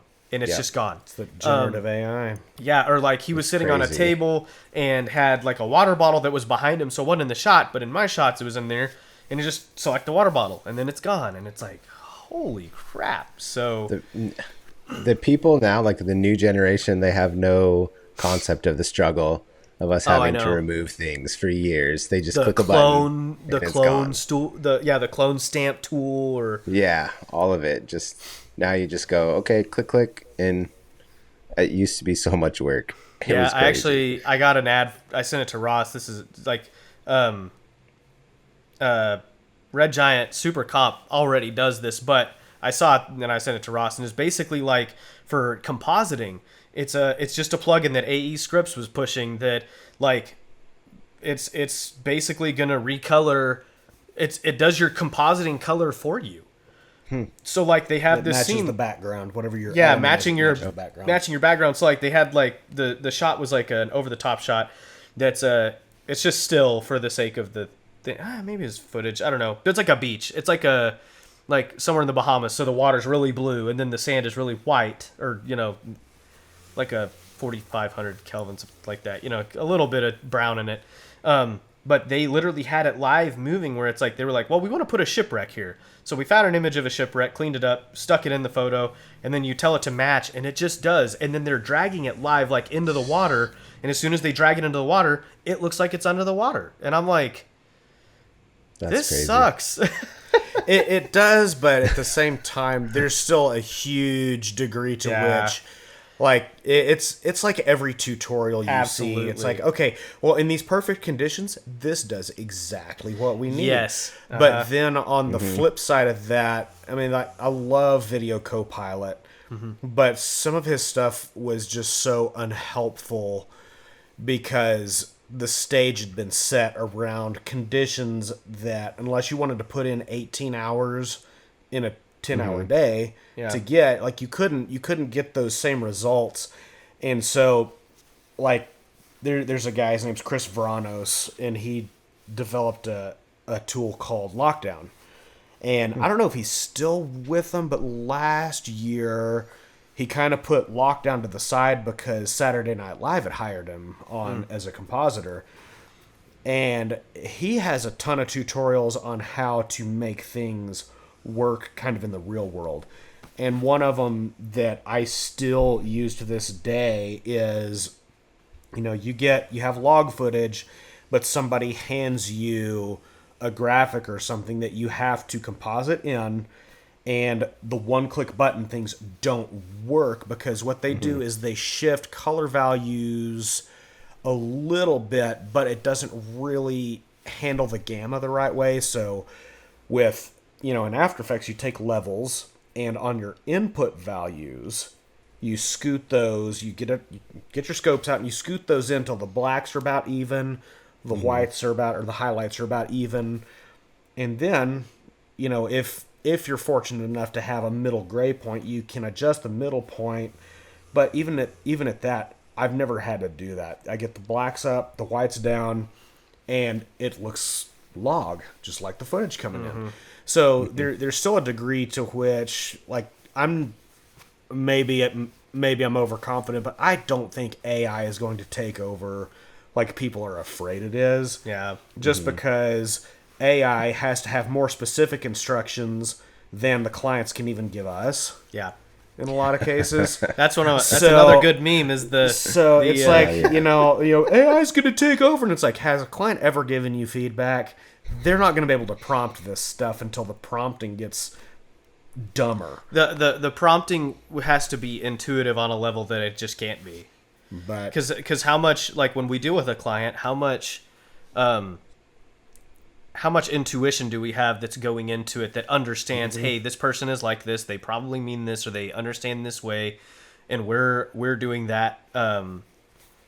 We're doing a lot of the, like, nonverbal communication and those kind of things. And totally. I still love the meme that's like, AI is only going to work if a client knows what they actually want, and we don't have to worry about that. So, but yeah, so I mean, like, those tools are great. Like, I love the Red Giant stuff, but Super Comp, there's still a lot of prep work you have to do. Absolutely. Just to get it to function the right way. Yeah. And that's like now, don't get me wrong. The light wrap like all the stuff that's built into Super Comp is great. The color matching is great, but still it can only go so far. Right. You still have to know what you're doing to make it work. And so it's taken a lot of, I don't have to have 18 pre-comps to get the light wrap to look nice. It's literally 2 layers now. Yeah. But at the same time, like you just got to know the process. There's so much of the process that's non-intuitive. It's the same thing. Buying a fancy camera with an expensive lens does not guarantee a good image. Right. Well, it's like shooting this. True. I know for you, watching you shoot slow motion always blows my mind because I'm like, the amount of firepower you have just in LED, which used to not be LED, but is LED. Like those Nanlux 2400Bs or whatever, like those huge fixtures. Awesome. Yeah, but like people don't realize that it's not just shooting like on your phone 240 frames a second. It's cool. It looks cool. It's not. I love slow motion, but to get that which I always love your tests. Like, guess the frame rate. Those are always fun to me. But it's so cool because it's like, okay, you got to have either the actual sun, or you got to have some crazy firepower. Like we have one Aperture 1200D that we love. We use it all the time. It's like our go-to bounce source for like, if we can do like a bigger source key for like an interview or something, sign us up. We're all about that life. But we also have the Lauer probe lens. I think it's like the version 1. We're about to shoot with it after this, actually. Oh, yeah. Bro, that is the ugliest lens. I love what it does, but it is the most pukiest, brown, nasty colored lens. Oh, we figured out the other day because we had to use it last week, and we had to change. So we were using. So all of our lights are Aperture Amaran, and we had the 1200D. And I metered it. It was around like 52.5, something like that, going off a math bounce. And to get the lens to the right white balance, I had to move the camera to 4,500 Kelvin. Yeah. Okay. It's a significant shift. So like the shift was insane, and it worked. Like we color charted it, and like it took me like 30 seconds to get it to snap into place and resolve. Yeah. With very minimal shift. And like if you've ever used the chip chart color matching feature in Resolve, anything within like 5%, like, so 0% means it didn't have to do anything. The color was already right. And all the way up to, I don't know, I would assume it goes to 100, but if that's the case, you should give up. But like just a couple of adjustments on curves, and I was within like a 5% differential, which doesn't cause the image to break. Yeah. Nice. So it's still, the lens isn't bad, but if you don't know that going into it, you're going to have a you just have to know how to work with it. Like that's one of the biggest things is like you said, you can't just buy a camera and expect it to do what you want. Like we threw the lens on. We'd used it before, and I hadn't noticed anything like that. And maybe it was just a different shooting parameter, but we were looking at it. And I was like, why does that look so warm? And I wonder, like, it could be the Pixis. It could be the Pixis, yeah. It could be the camera itself with that lens. We've shot with that lens before, and I've never noticed that big of a color shift. I mean, obviously, you have some work to do because the aperture on that thing at baseline is a f14. Yeah. But it's a cool little lens. It might be something to do with the OLPF on the Pixis, but we haven't had that kind of shift with anything else. So I don't know. That's above my pay grade. Yeah. Well, I've had the same experience with that lens. It's kind of nasty looking. The newer one's a lot better, and it's a T8, which is nicer. Oh, nice. Yeah. I bet. Oh, I would love to have a T8. But we looked at getting I guess it was the second version a couple years ago, right after they came out with the periscope attachment on the end, and it was a pre-order, and it wasn't going to come out until like 3 weeks after we needed it. Yeah. So we ended up going with the V1, but But they're not. They're not T8 would be worth it. They're not terribly expensive lenses either. You know, it's not like the barrel distortion is funky. Yeah. Yeah, it's pretty crazy. And they took the LEDs out of the optic area. Oh, so cool. there's no little yeah. LED lights in there. Which Those is are kind good of or bad pointless depending on what you want to do. Yeah, they're kind of they don't work for slow-mo really. They're pretty ugly. Yeah, well they and even for like when we first got it, we were like what do we do? Didn't we stick that lens up our noses or something? Probably. We're like, awesome. Hey, we can do this. Let's do it. Yeah, photos. Yeah. We're really 12-year-olds. We are, yeah. We just get paid somehow. I mean, that's what all of us do. Yeah, we're like, let's do something really stupid or weird with this. And so we use the LEDs, and the LEDs are just so nasty. It was cool. It's kind of like the video Copilot tutorials. Like, for what they showed that it did in their scenario where they were selling it, it's like, that's pretty cool. Mm-hmm. It doesn't always work that way. That's fine.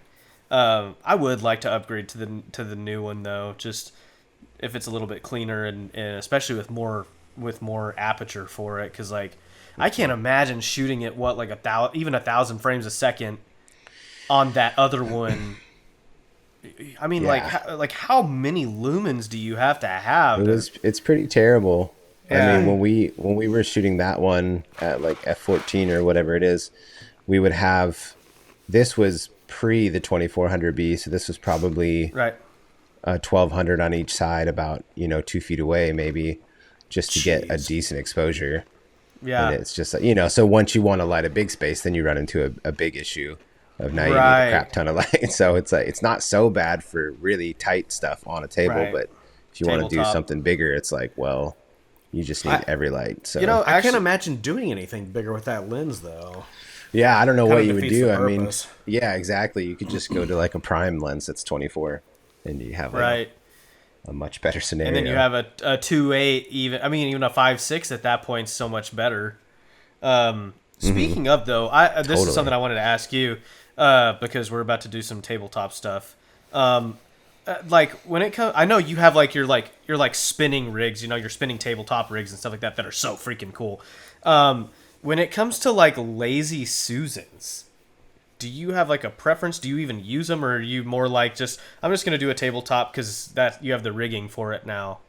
I don't think that I have a preference. I think speed and weight capacity are usually the issues we run into for the high speed stuff. We don't have we have one motorized little Lazy Susan kind of guy. I don't remember the brand. It's not a Matthews or anything or a Kessler. It's some off brand, but it doesn't go very fast. That's the big issue with it. It'll hold a lot of weight, but it's pretty slow. So I see a lot of riggers, they'll make one or the other. They'll get a bunch of high powered motors, and you can really crank it, like you can go very fast, but it won't necessarily have the weight capacity. So I've seen custom solutions like that, but for normal stuff that doesn't have to really fly around, I mean, kind of anything that's out there, I feel could do the job pretty well. Unless you want motion control repeatability, then you might need something more like the RG suited kit for play like or something like that. Yeah, and that RG kit is interesting too, because that's it's a really cool kit, but it's same thing, like weight capacity. It doesn't really hold a lot. It's really, they're small. Right. Yeah, I've seen them. I mean, you probably couldn't even do like a sandwich rig on that or something. Like I'm not sure. I used them a couple times, and then they didn't really connect with the computer that I was using very well. They're really fun for certain things. Like I still use them sometimes to pour stuff, because you can just set up a timer. But if I want to tie it into like a MoCo rig, I don't usually use it because it won't go like on the same timeline and be all together. So I might as well just. Well, I know with the Amotomo, we bought they have the base Amotomo rig, and then there's you could buy the S 4.7 or 4.2 or whatever. Yeah. And it actually has an expansion port for the Tilton Nucleus. Oh, nice. I guess it's the Nucleus M specifically. The M, yeah.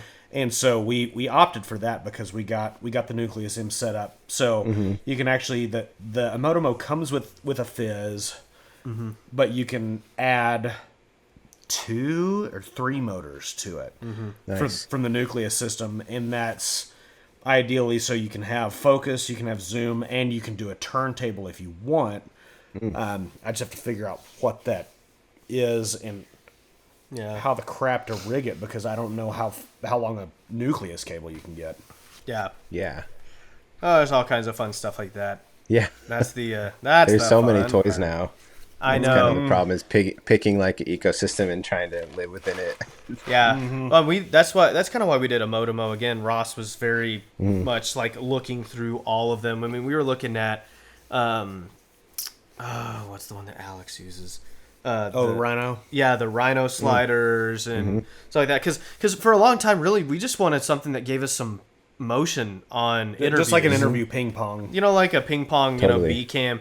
And then, we had this car wash come up, and we're like, actually, Ross was like, I have a whole idea that's going to be, it's got to be motion control, and it's got to be good motion control. Because it's VFX shots that are all happening in the same space, but they have to be able to do that. So it was like, Kessler or a Motomo. Well, we went with a Motomo because we already have a Dana Dolly. We've already got all that, so we didn't want to have to get into a new ecosystem, have the old Dana Dolly sitting there, collecting dirt or whatever. To get a Kessler to work with the Dana Dolly was going to cost us. It was going to cost us more than if we'd bought an Motomo and a Dana Dolly. Yeah. So we already had, and we were like, well, I guess we'll do the Motomo and bite the bullet. Well, and the Dana Dolly we got for a steal. We bought it from David Weldon years ago. Oh, nice. Yeah. He was getting rid of it, and looking back, he was like, man, I should have charged you guys a lot more. I shouldn't have done that. We were like, I know, but we love you anyway. Because he sold us the Dana Dolly and the American stands. The American stands for Oh, wow. It was like for like $1,000 or it was like $750 or $1,000 something. Yeah, it was $1,000 for all of it. That's crazy. Yeah. That's awesome. Yeah. He regrets it. We don't. So, David Weldon, I love that guy. That dude's awesome.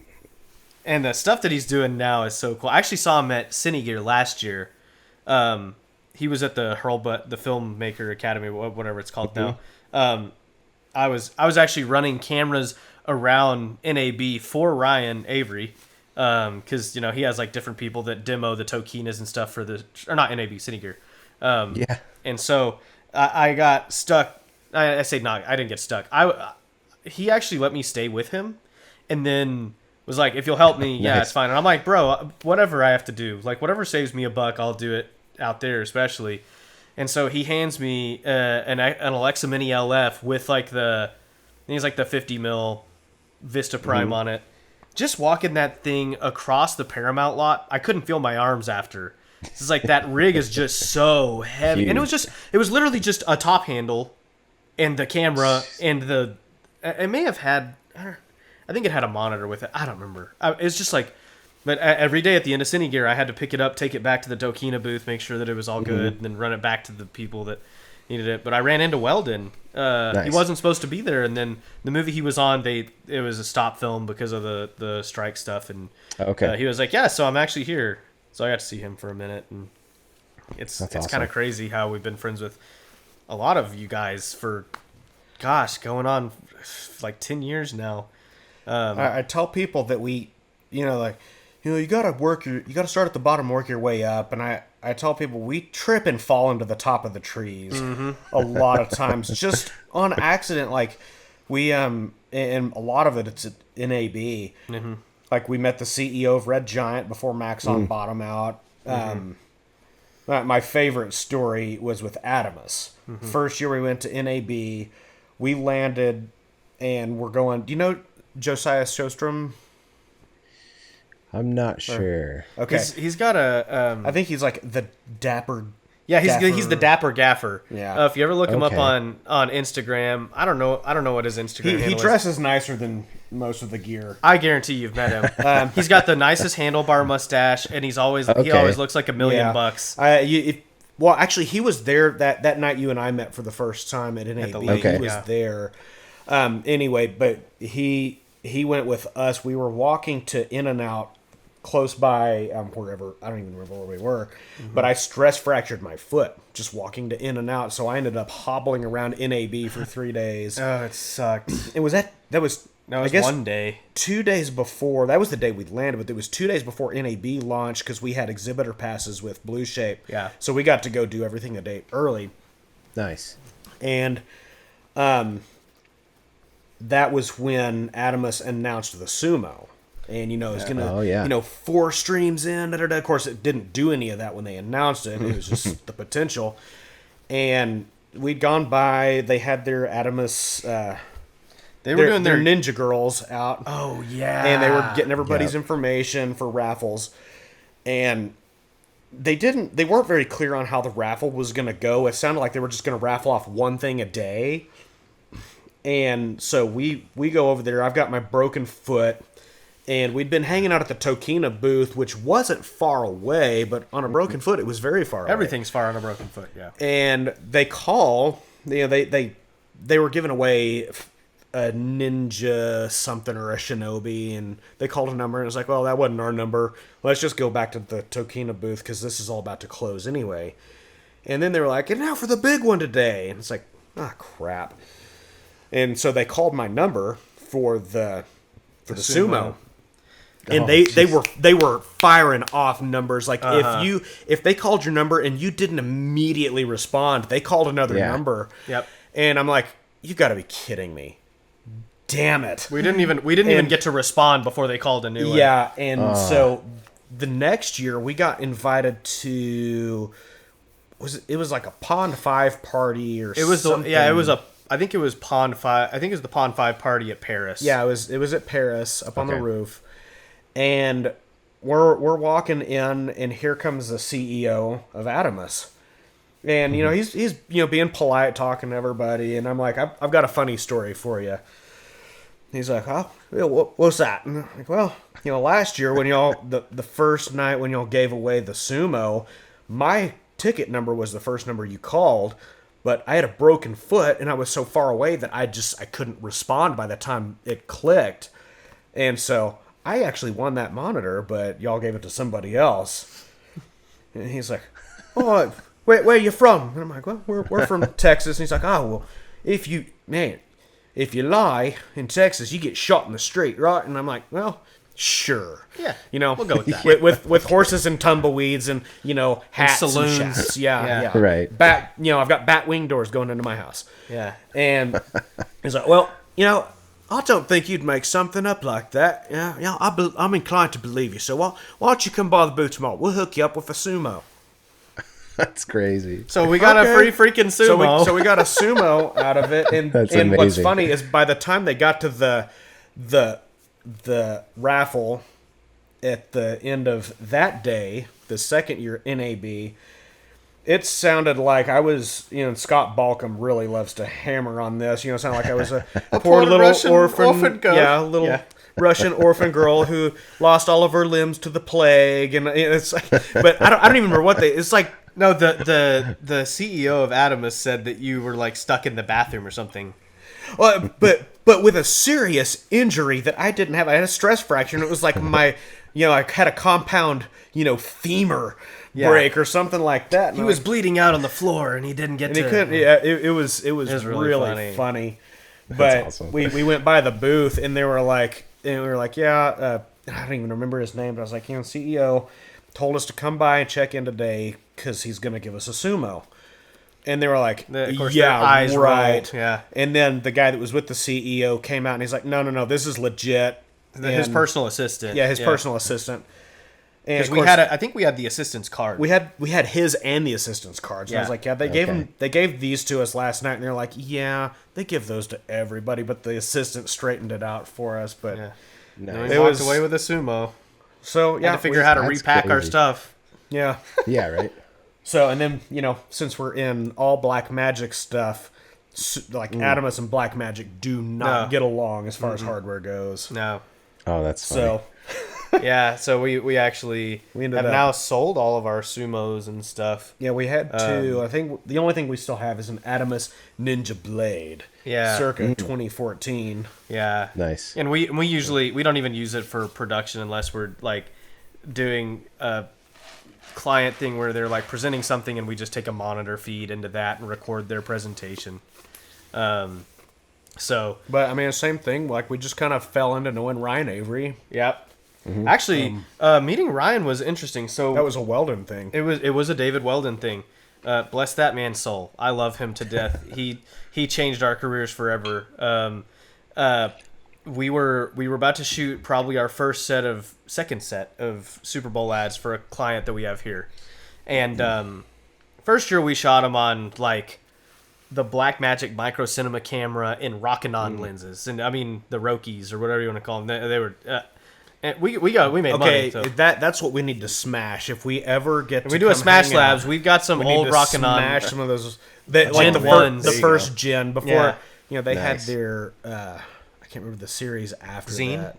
No, like they had the Rokinons and then they had like the Rokinon M's or something like that. That was like, okay, yeah, the first one sucked. These are actually okay lenses. Anything you shot below an 8.5 aperture Was soft. was so Soft, soft, soft. it was unusable. But anyway, so we're about to do these new Super Bowl ads, and Ryan at that point, like Tokina had just come out with the Vista Primes, and so Ryan was just trying to get them on set. That's what he does. He was just getting them on any set he could, and it was in one of the I can't remember. You know the filmmaking groups. There's 8 million of them. Video Village or something. Yeah. And Ryan's posting about him, post an article, hey, we just had these lenses, they were on this. And I commented, and I was like, man, what I would give to shoot on those. And he shoots me a private message. He's like, what do you want and when do you want it? And I was like, so I start talking to Ross, and I'm like, we don't have production dates yet, but let me get them to you as soon as we have them. He's like, okay, cool. And we're getting through the process, and then like I think about it, and I'm like, I'm such an idiot. We have no support for lenses like this. You know, at the time, we actually did have a matte box with 114 mil front on it, but I didn't know that we did, and so I was like, we don't have any of this stuff. We can't.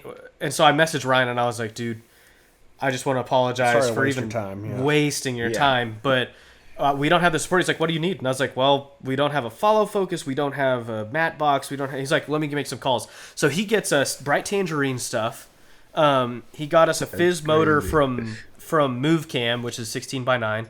No, we had the Bright Tangerine. Oh, follow yeah, we focus did for have the that Bright one. Tangerine follow focus. MoveCam was later when we did the Curse of the Werepaw.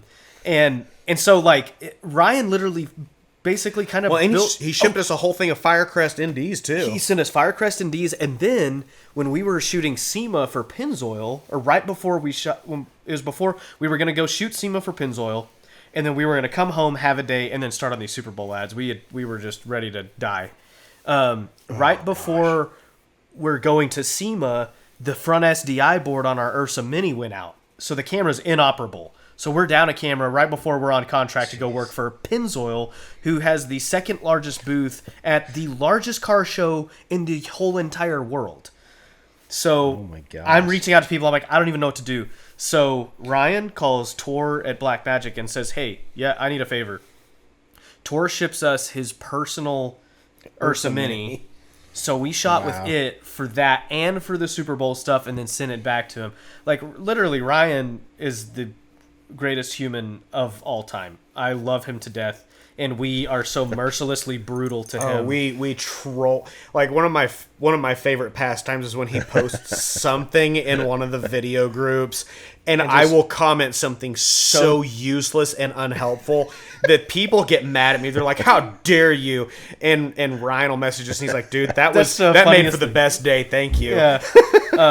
Ryan's a super, super cool guy, but yeah, he's done so many cool things for us, and like, I feel like that's just like part of my networking thing in this industry is just like, it's not, and none of the relationships that I make are about like getting something out of somebody. It's not like, oh, I know this guy has this, I know this guy has this. It's like, I just want to tell you, hey, I think that your work is cool. And then we talk, and then it's like stupid sending memes to each other, and then it's like, oh, hey, you know what? I actually have the budget. Do you want to DP this project? Or, you know, if like, I'm trying to figure out how to make a project happen where we can hire you like full rates and just go crazy on some stuff. But I don't ever do it with the intent of what do I get out of them. It's like, these people where we live. When it comes to like production networking, we definitely don't go into it trying to figure out how we can get something out of them. Now, equipment, absolutely. Yeah, for sure. Ryan Avery and John Morgan notwithstanding, but like OC monitors. Yeah. They just kind of out of nowhere, they're like, hey, you're using our stuff. Can we start sharing your Instagram feed? And we're like, yeah, go for it. Yeah. Same thing with the Dana Dolly and a Motomo both. Yeah. Sharing our stuff, and like here in a little bit, it's not music, but it's music related. Like I've got a company to send me some guitar upgrades. It's like, I'll shoot a product video for you and do a review. And they're like, okay, well, we'll ship them to you for free. There you go. So I mean, like the networking stuff is really worth it, but it's worth doing. You have to discern when you're taking care of personal relationships and business relationships, and when those lines get blurred, it gets. I'm sure you know how hairy it gets. Yeah, it gets. It can get tough, but I mean, unless it's Ryan Avery, and then we just send him memes. Yeah. It's just really interesting though. Like that's one of the big things that I've seen is like William Helmuth is another one. Years ago, we were in Shane Hurlbut's filmmaker group and the Inner Circle back then. It was we were cool. Like I think we were like one of the first 10 like people to sign up for it. Yeah, 1,000 years ago. It's almost been 10 years. But William had shot this project for a winery. That was actually a real estate video, but like a big winery and somewhere in SoCal. So like they spent some money to make it look really good. And I just remember like back then Facebook groups had trending because they were trying to be Twitter, right? So they had like trending topics and trending posts, and his like it would just show up. And then it got to where it would be like a month or two, and then it would be trending again because somebody else would find it. And so I just started like trolling him. I'm like, oh great, it's William at the top of the group again. And then just like started messaging her like, hey man, I know I'm saying this, but like in all honesty, the project really looks great. I just like trolling people. He's like, oh man, it's fine. And then we turn around. Hadn't you worked with him at that point though? I had not worked with him yet. So I thought you'd done that Dallas deal. Yeah, with him. he then hired me to be a camera operator because they were flying out of LA to shoot this church thing in Dallas, and one of their operators. No show. Just never showed up. Later, they found out that he got hospitalized for something. Oh, jeez. It was a legit no-show. It was a legit no-show, yeah. But then I wound up operating for him, and we were shooting those on the Blackmagic Cinema camera, so the 2.5K cinema camera, which is still a pretty gorgeous camera, honestly.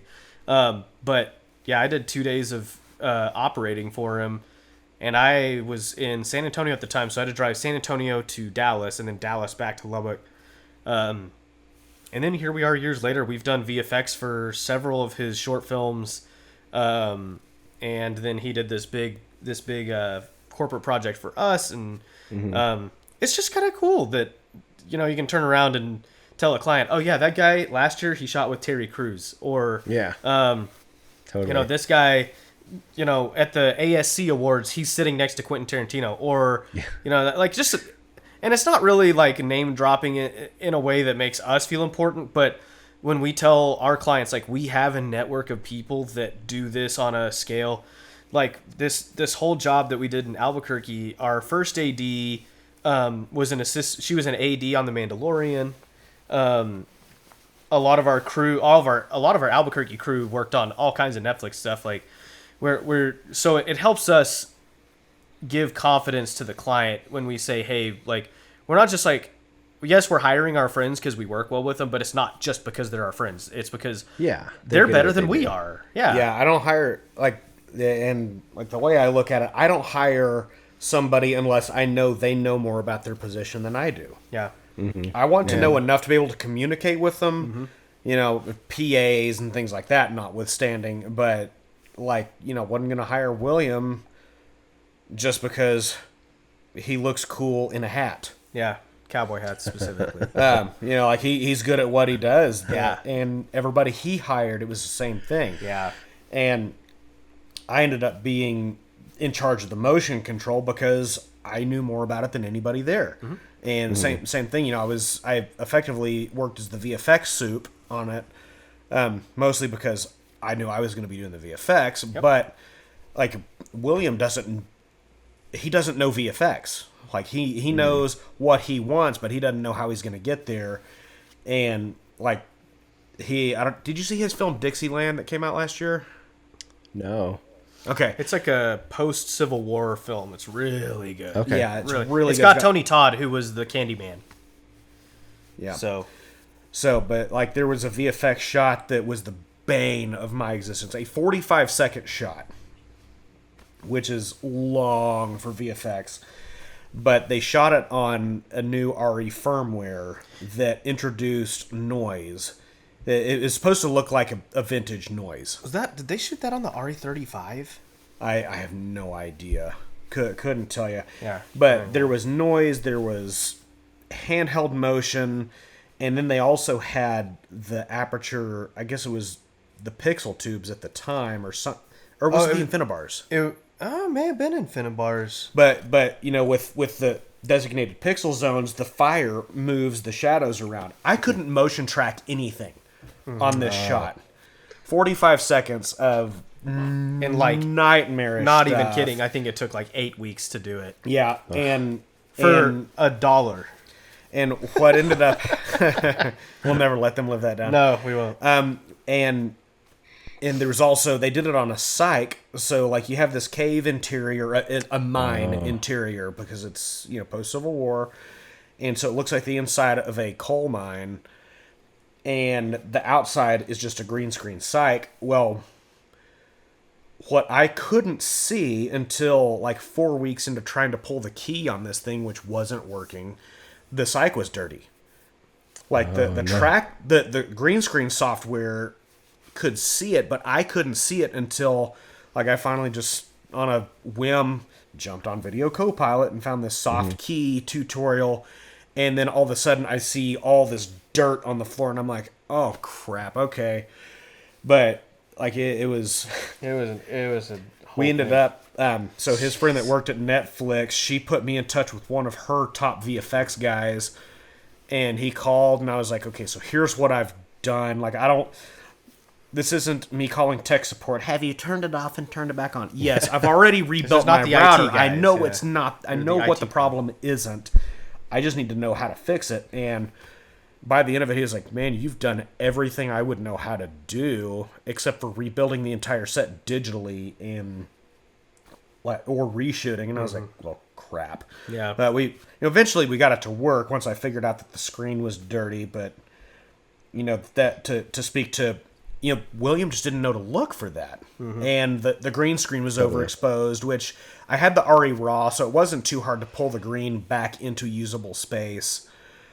But, you know, just all these things that, you know, moving forward, he's like, okay, well, I know to look for that now, but we really need a VFX soup on set. Yeah. It's I don't know. It's cool. This industry is cool, and it's so funny because it feels like it's huge, and then at the same time feels like there's nobody in it. You know, it's so small. So yeah, I don't know. I can't ever have another job. I can tell you that. I can't sit at a desk all day. I can't. Yeah. I mean, I'm used to clients telling me what to do, and him telling me what to do. But besides that, I don't think I could have a standard boss. I worked for one of the TV station groups here for about 6 months back in 2013, and I understand the sad state of their production because they offer minimum wage, no experience required.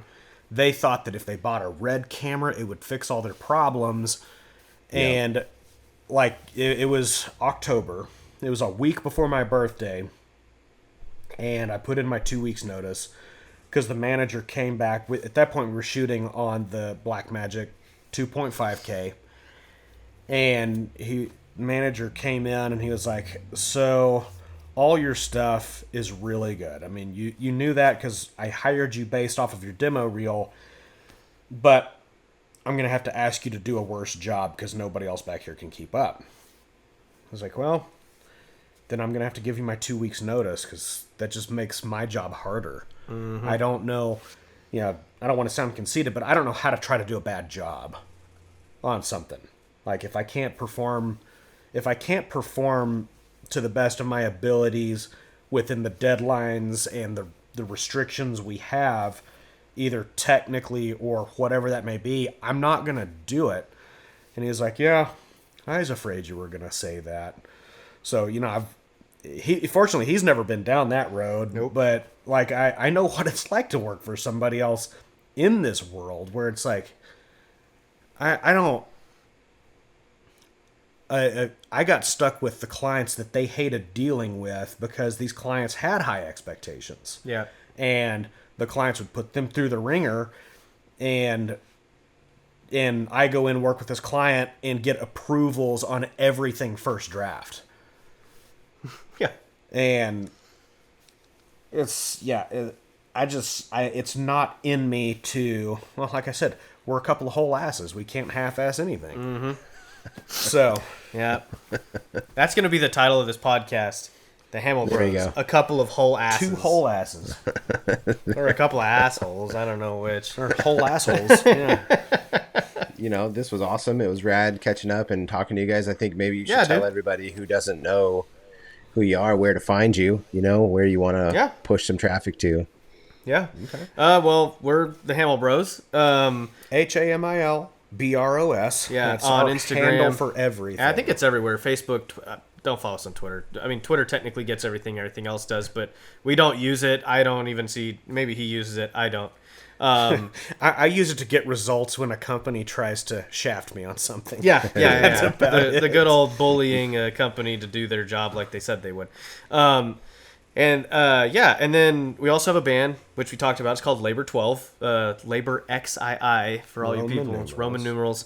Yeah. That's also Instagram, YouTube, Twitter, Facebook, Spotify, anywhere that you can listen to music. We got full distribution. So, you can check us out there. If you heard about us here, whatever, shoot us a message and tell us. Like, we're not like so far away that you can't message us and have a conversation. We like getting feedback. Yeah, we love hearing what people think, and so that's what we do, and we're just gonna keep on doing it.